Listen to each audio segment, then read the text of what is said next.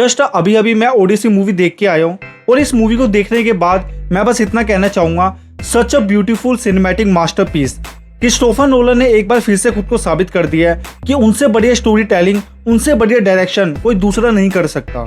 कैसे हजारों साल पुरानी कहानी को हमारे सामने इतने बढ़िया तरीके से प्रेजेंट किया कि हम इस कहानी से ऐसे कनेक्ट करते हैं जैसे कि ये कहानी हजारों साल पुरानी नहीं बल्कि आज की हो। मूवी को देखते टाइम ऐसा फील होता है जैसे कि ये कहानी हमारी खुद की है। हमारे अंदर भी एक ऐसा सोल्जर है जो कि घर वापस जाना चाहता है, जो कि एक लंबी लड़ाई लड़े लड़ के थक चुका है, जिसे बस सुकून चाहिए। वो बस एक बार मरने से पहले अपनी फैमिली से मिलना चाहता है। मूवी के बारे में बात करने से पहले मैं आपको थोड़ा इस कहानी के बारे में बता दूं कि ये ओडिसी है क्या।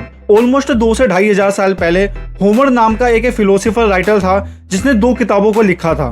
पहली किताब का नाम था इलियाड और दूसरी किताब का नाम था ओडिसी, जिसके ऊपर ये ओडिसी मूवी बेस है। आपने 2004 की ब्रैड पिट की ट्रोय मूवी तो देखी होगी। ये मूवी फर्स्ट बुक इलियाड के ऊपर बेस है, जिसमें हमें ट्रोय की वॉर देखने को मिलती है। अगर आपने मूवी देखी होगी, आपने देखा होगा वो ट्रोजन हॉर्स वाला पूरा कॉन्सेप्ट, कैसे उन्होंने एक घोड़ा बनाया नकली, उसके अंदर सिपाहियों को भरा और जैसे ट्रोय वाले उसको अपने महल के अंदर लेके गए, वैसे सिपाही रात को बाहर आके वहां पे पूरी की पूरी वॉर का तख्ता पलट कर दिया और पूरी की पूरी वॉर को अपने नाम कर लिया। एगेमेम्नन ने वॉर तो जीत ली, लेकिन उसके बाद क्या? इतिहास में हमें पढ़ाया जाता है कि 2 किंगडम की फाइट होती है, एक बड़ी सी वॉर होती है, एक राजा उस वॉर को जीत जाता है। इसके बाद क्या? जो सैनिक है, जो अपने घर से इतनी दूर आए हैं, इतने महीनों का सालों का सफर किया है, अब उनको अपने घर वापस जाना है। होमर की जो सेकंड बुक है ओडिसी, इसमें हमें यही कहानी दिखाई गई है कि एक वॉर के खत्म होने के बाद सोल्जर जब अपने घर को वापस जाना चाहता है तो उसका सफर कैसा होता है। इस बुक के अंदर, इस मूवी के अंदर हमें ओडिसियस की स्टोरी देखने को मिलती है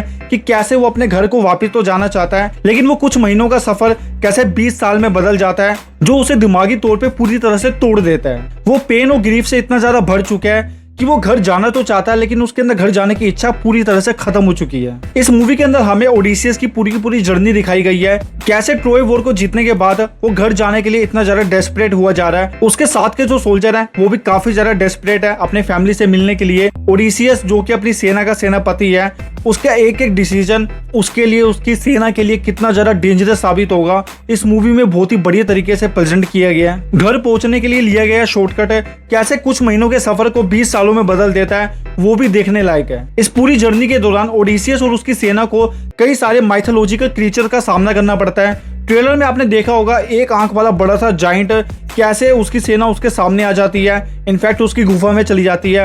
वो पूरा सीक्वेंस ना बहुत ही बढ़िया तरीके से दिखाया गया है। उस बड़े से जाइंट के हाथों अपने कई सारे सैनिकों के मारे जाने के बाद ओडिसियस काफी ज्यादा टूट जाता है। वो अपने बच्चे खुद से सैनिकों के साथ आगे बढ़ता है और जैसे वो एक नए टापू पे पहुंचता है, वहां उसका सामना एक ऐसी आर्मी के साथ होता है जिसका एक सोल्जर एक नॉर्मल इंसान से कम 2 से 2.5 गुना बड़ा होगा। वो पूरा का पूरा सीक्वेंस भी काफी बढ़िया तरीके से दिखाया गया है, कैसे ओडिसियस के सोल्जर को वो जायंट से बुरी तरह से मारते हैं। उनके पास 3 शिप्स होती हैं, लेकिन वो जायंट से 2 शिप्स को पूरी तरह से खत्म कर देते हैं। उनके जो सैनिक होते हैं उनको भी बहुत ही बुरी तरह से पानी में डुबा के मारते हैं। एक शिप बचती है जिसमें ओडिसियस और उसके बच्चे खुद से सैनिक किसी भी तरह से वहां से अपनी जान बचा के भागते हैं। खाने की भारी कमी के कारण वो एक नए टापू के ऊपर जाते हैं, जहाँ पे उन्हें एक मिस्टीरियस लेडी मिलती है। वो लेडी काफी ज्यादा मिस्टीरियस है, उसकी पावर जान के तो आपका भी दिमाग घूम जाएगा। जैसे जैसे ओडिसियस की जर्नी आगे बढ़ती है, उसको और उसके सैनिकों को जल परियां भी नजर आती हैं। आपने ये कहानी तो सुनी होगी ना कि समंदर के बीचों बीच में एक छोटे से टापू के ऊपर जल परियां आती हैं जो कि मधुर गाना सुनाती हैं। उस गाने के थ्रू वो सैनिकों को ना अपने कंट्रोल में कर लेती हैं,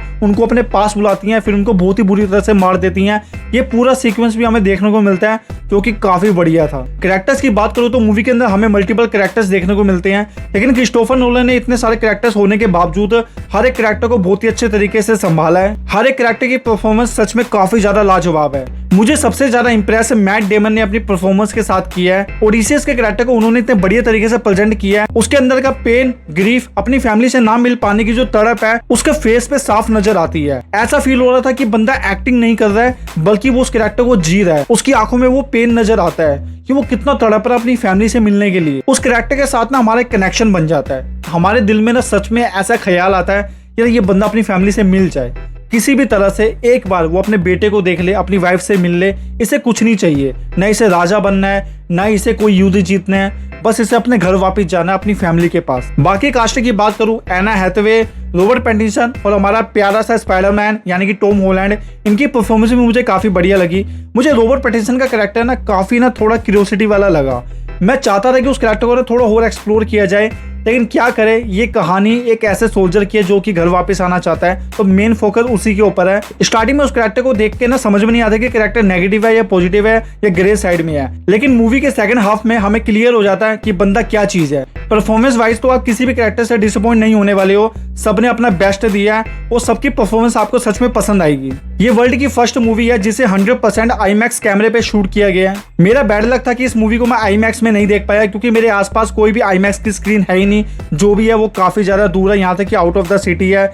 मैंने इसे 2D में देखा, लेकिन सच बोलूं, आप 2D में देखो या IMAX में देखो, एक्सपीरियंस ये लाजवाब ही देगी। मैं इसकी सिनेमेटोग्राफी की तारीफ करना चाहूंगा। सच बोलूं, आंखों को सुकून देने वाली सिनेमेटोग्राफी है यार। स्टोरी के साथ में इतने बढ़िया तरीके से हम ब्लेंड हो जाते हैं, बह जाते हैं पूरी स्टोरी के साथ है। ऐसा लगता है कि ओडिसीज के साथ ना हम भी अपने घर की वापसी चाहते हैं। इतने खूबसूरत विजुअल्स, सच में आंखों को विजुअल ट्रीट मिलती है, मजा आ जाता देख के। ऐसा लगता है कि ये स्टोरी बस चलती रहे, देखते रहे देखते रहे। कलर ग्रेडिंग तो इतनी प्यारी की गई है, इतने बढ़िया तरीके से कलर्स को ब्लेंड किया गया पूरे सीन के साथ। आपको पता कलर ग्रेडिंग कैसे की गई है? जो 70s के टाइम पे नहीं होता था कि इतनी बड़ी रील्स होती थी, उनको कैंची से काट के फिर ऐसे एडिटिंग की जाती थी, टेप से चिपकाया जाता था, ऊपर फिर जो फिल्टर्स होते थे ना रंग बिरंगे कलर के, उनको रखा जाता था कलर ग्रेडिंग करने के लिए।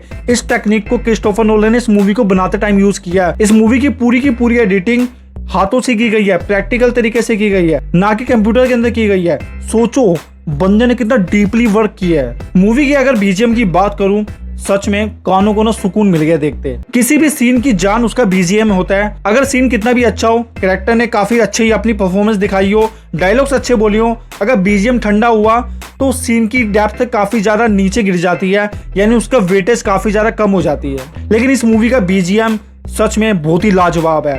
हर एक सीन के साथ इतना स्मूदी सा म्यूजिक यूज किया है ना भाई, मजा आ गया देख के। म्यूजिक इतना ज्यादा लाजवाब है कि हम ओडिसीज के पेन को ना बहुत अच्छे से फील कर पाते हैं। ऐसा लगता है कि ये पेन उसका नहीं है, ये पेन हमारा भी है। स्क्रीन प्ले की बात करूं, मूवी की लेंथ 2 घंटे 55 मिनट की है, लेकिन सच बोलूं 1 सेकंड के लिए भी ना आपको बोरियत फील नहीं होगी भाई। पता भी नहीं चला मूवी कब शुरू हुई कब खत्म होगी। स्टोरी को इतना ज्यादा ग्रिपिंग बनाया गया है कि हमें ना टाइम ही नहीं मिलता कुछ दूसरा सोचने का। बस पूरी जर्नी के साथ, पूरी स्टोरी के साथ हम बहते चले जाते हैं। मुझे क्रिस्टोफर नोलन की सबसे अच्छी बात पता क्या लगती है कि वो अपनी मूवीज में ना महाभारत, रामायण, यहाँ तक कि भगवत गीता से ना काफी ज्यादा इंस्पिरेशन लेते हैं, और ऐसे सीन हमें देखने को मिलते हैं जिससे कि हमें ना प्राउड फील होता है कि हमारा कल्चर इतना ज्यादा ग्रेट है। इस मूवी के क्लाइमैक्स में हमें एक ऐसा सीक्वेंस देखने को मिलता है जो कि रामायण का जो सीता स्वयंवर हमें देखने को मिलता है ना, जहाँ पे भगवान शिव जी का जो धनुष होता है उसके ऊपर पतंचा चढ़ानी होती है, यानी कि कमान चढ़ानी होती है। ये एक कंपटीशन होता है कि जो ऐसा कर देगा वो माँ सीता के साथ जो शादी करेगा। सेम ऐसा सीक्वेंस हमें देखने को मिलता है, जिसे देख के ना मुझे बहुत मजा आया। ओवरऑल मैं इस मूवी की बात करूं तो ये सिनेमैटिक मास्टरपीस तो है, लेकिन ये क्रिस्टोफर नोलन की मुझे अब तक की सबसे बेस्ट मूवी लगती है। मैंने उनकी जितनी भी मूवीज देखी हैं, मैं किसी भी मूवी से ना उतना कनेक्ट नहीं हो पाता, मतलब इमोशनली इतनी कनेक्शन होता नहीं है इनकी मूवीज के साथ, लेकिन ये मूवी आपके दिल में उतर जाएगी। ये मूवी किसके लिए है? क्रिस्टोफर नोलन के फैन हो, इस मूवी को देखो, थिएटर में जाके देखो, वो एक्सपीरियंस ही अलग है। ये मूवी किन के लिए नहीं है? अगर आप सोच रहे हो कि हमें कुछ बड़ी फाइटिंग सीक्वेंस देखने को मिलेगी, जैसे ट्रोय मूवी में वॉर सीक्वेंस देखने को मिलता है, तो ऐसा कुछ भी देखने को नहीं मिलेगा। ये एक जर्नी है ओडिसीज की, जो बस अपने घर वापस जाना चाहता है, उसकी पूरी जर्नी दिखाई गई है। थोड़ी माइथोलॉजी को भी इसमें इंक्लूड किया गया है। 2500 साल पुरानी कहानी को आज के टाइम में कैसे पिरोया गया है, उसको क्रिस्टोफर नोलन ने अचीव कर लिया है। ये क्रिस्टोफर नोलन की फर्स्ट मूवी है जिसमें दिमाग ज्यादा लगाने की जरूरत नहीं है, बस सीट में बैठो और उस जर्नी का हिस्सा बन जाओ जो कि हमें दिखाई गई है। इस मूवी को किसी भी कंडीशन में मिस मत करना।